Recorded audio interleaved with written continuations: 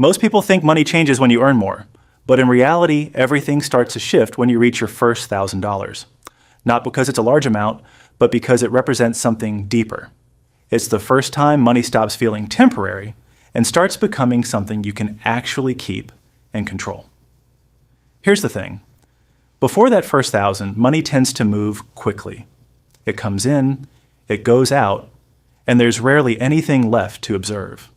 There's no pattern to analyze, no system to adjust, just a constant cycle of earning and spending that feels normal, even though it keeps you in place. Now, you might be thinking $1,000 isn't enough to matter. And mathematically, you're right. It won't generate meaningful returns or change your lifestyle. But psychologically, it does something important. It introduces the concept of separation, where not all money is immediately consumed the moment it arrives. Imagine someone who earns $2,000 a month and spends all of it. Then compare that to someone who earns the same amount, but consistently keeps $1,000 set aside. The income hasn't changed, but the behavior has. And that behavior quietly creates a completely different financial trajectory over time. My name is Trevor, and I spend way too much time thinking about how small financial thresholds shape long-term outcomes. And one of the most overlooked thresholds isn't six figures or financial freedom. It's that first $1,000 that doesn't disappear. Because once that money stays in place, even briefly, something changes in how you think. You stop viewing money only as something to use and start seeing it as something to manage. And that subtle shift is where financial awareness begins to form.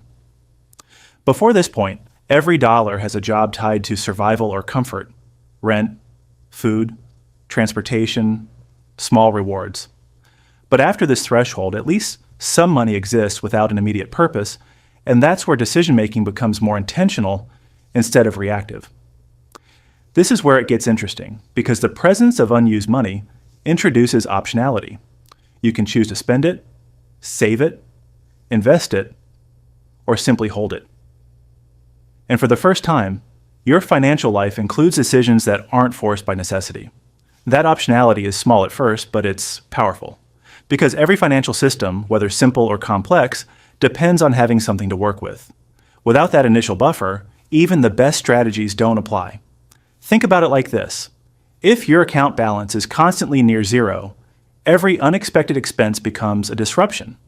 But with even a small buffer, those same expenses become manageable events instead of financial setbacks. And mathematically, the difference isn't dramatic in the beginning. $1,000 doesn't generate significant returns, but it reduces the probability of going backwards, which is often more important than moving forward quickly. Because financial progress isn't just about growth, it's also about stability. And stability starts the moment your money stops resetting to zero.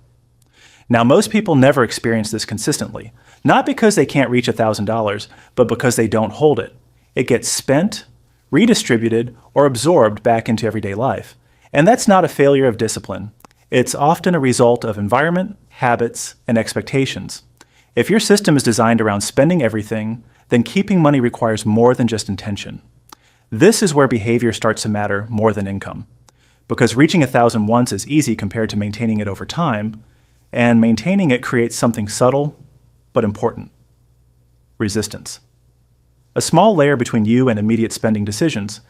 Instead of reacting instantly, you begin to pause. Not every purchase feels automatic. Some decisions get evaluated, even briefly. That pause is where financial control begins, not in large investments or complex strategies, but in the space between impulse and action. And over time, that space expands.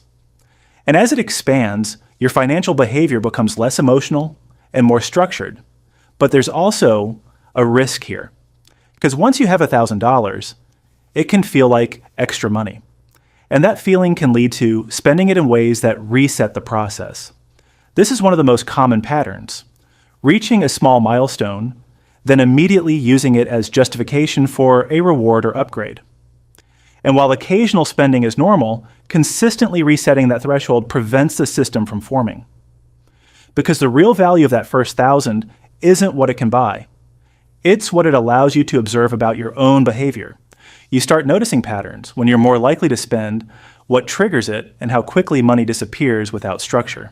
That awareness is difficult to develop when your balance is always near zero. There's nothing stable enough to study, but with a consistent buffer, your financial habits become visible. And once something is visible, it can be adjusted.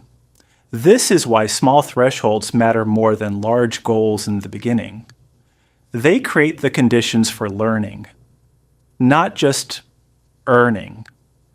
And learning how you interact with money is one of the most valuable skills you can develop. Because income can change quickly, but behavior tends to stay consistent, unless it's intentionally modified. Now, from a systems perspective, that first 1,000 acts as a foundation. It's not the structure itself, but it supports everything that comes after. Without it, every step forward is fragile. One unexpected expense can erase weeks or months of progress. With it, progress becomes more durable. Not immune to setbacks, but less vulnerable to them. And this is where long-term thinking starts to emerge. Because you're no longer focused only on the next expense, you begin to consider future decisions, not just what you need today, but what you might need later. That shift changes how you allocate money. Some gets used immediately, and some gets preserved intentionally. And over time, that separation becomes more defined. Different categories, different purposes, different timelines. But it all starts with that initial boundary, the first 1,000, that doesn't get absorbed back into daily life. Now, it's important to understand this threshold isn't permanent. It can be lost, rebuilt, and adjusted over time. And that's part of the process. Financial systems aren't static. They evolve with your circumstances. What matters is not maintaining perfection, but maintaining awareness. Because once you've experienced what it feels like to have money that stays, it becomes easier to recreate. And each time you rebuild that buffer, you reinforce the behavior that created it. This is how small thresholds compound, not just financially, but behaviorally. The actions that get you to 1,000 become habits. And those habits scale as your income grows. Without those habits, larger amounts of money tend to follow the same patterns as smaller ones, which is why some people can earn more, but still feel financially stuck, because the system hasn't changed, only the numbers have. And systems, not numbers, determine long-term outcomes. So when people ask, what amount changes everything, they often expect a large answer. But in reality, it's much smaller and much earlier than most people think. It's the moment money stops disappearing completely. The moment you create even a small layer of separation. And the moment your financial life becomes something you can observe, not just experience.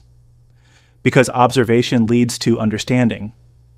And understanding leads to better decisions over time.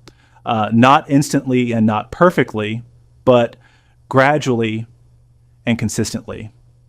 And that consistency is what builds stability, which eventually creates the conditions for growth. Not because of one large decision, but because of many small ones aligned over time. So the first 1,000 doesn't change your life overnight, but it changes how you interact with money. And over time, that change quietly reshapes everything that comes after.